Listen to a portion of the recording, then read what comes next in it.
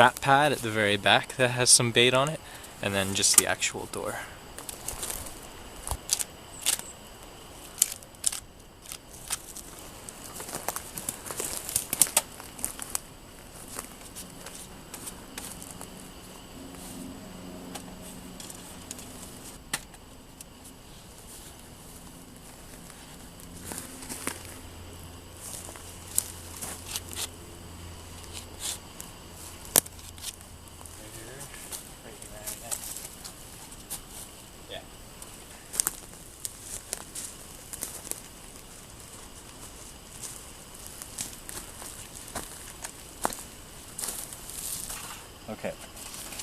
Okay, so we just arrived at site 7 here. So we're on a trap line. All the grids are spaced about 50 meters apart. This is our typical small mammal trap. It's baited on the inside with peanut butter, sunflower seeds, and a slice of apple. Peanut butter at the front of the door here.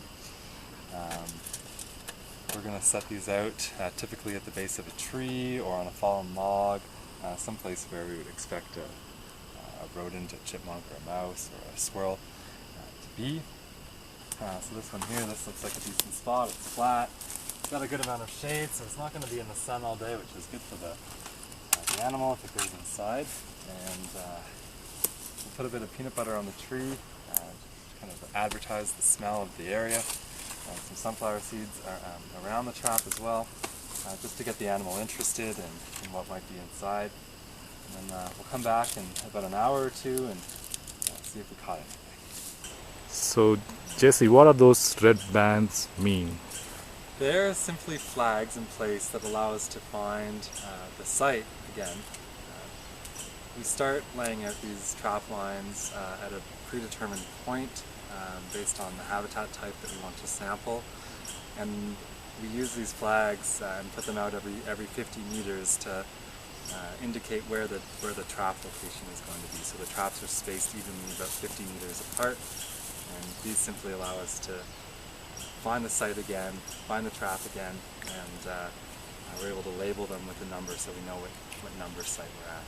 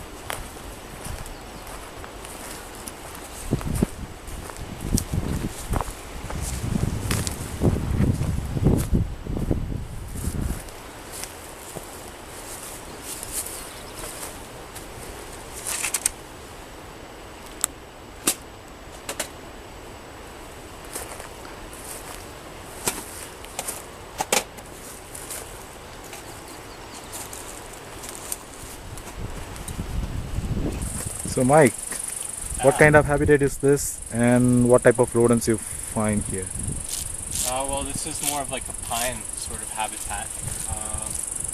This is the second pine site that we've actually tried so far. The first one, which was closer to the gate, was really unproductive. In a week of trapping, we only got one bull out of it. This site, just trapping it yesterday, it's been really productive in terms of chipmunks. They've been really dirty chipmunks too. So ticks, fleas, lice, the whole bit. Yeah, I don't know if there's any bulls around. I think we've also seen a couple of red squirrels, but yeah. So what type of ectoparasites you find on them? So yesterday we got ticks off of the chipmunks here, a lot of lice and a few fleas. So this is actually a pretty productive site so far anyways, which is interesting considering it's right beside a campground. So. How many fleas and ticks or lice you would find on each rodents? Say chipmunk.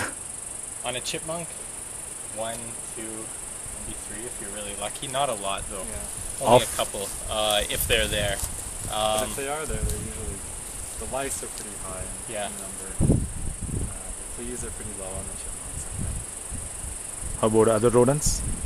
For red squirrels, anywhere from 1 to, I think our highest has been maybe a dozen Yeah. off of one red squirrel. We're talking about fleas. Yeah, for Okay. fleas, yeah. The worst for fleas are actually the Colombian ground squirrels when they first emerge, so when they first come out of the dens. Again, playing anywhere from 2 to 40 some off of little baby ground squirrels, so, and they tend to be pretty covered in lice as well.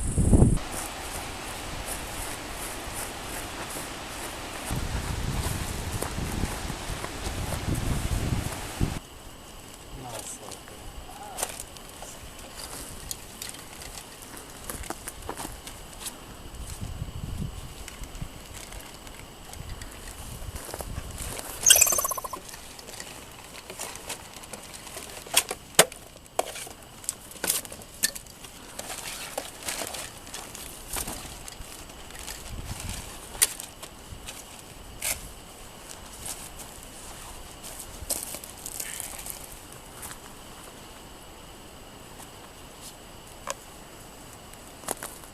Yeah, collecting the 2.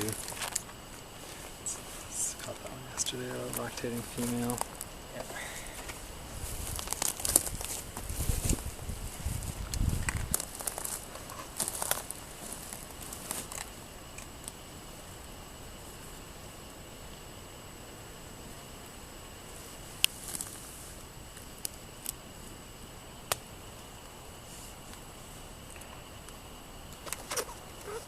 And right now Jesse's just checking inside the ears. The head, neck, and ears are where you're most likely to find ticks hanging around. So, and sometimes they can get really deep in there, so it's good to take a thorough look. Right? Right. Okay.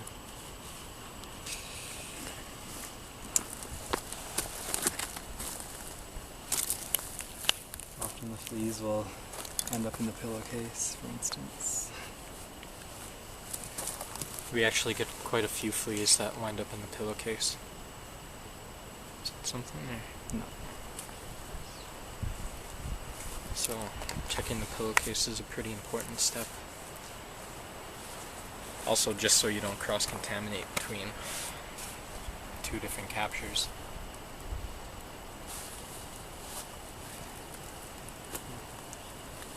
But it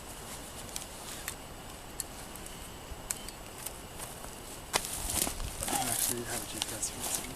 yeah.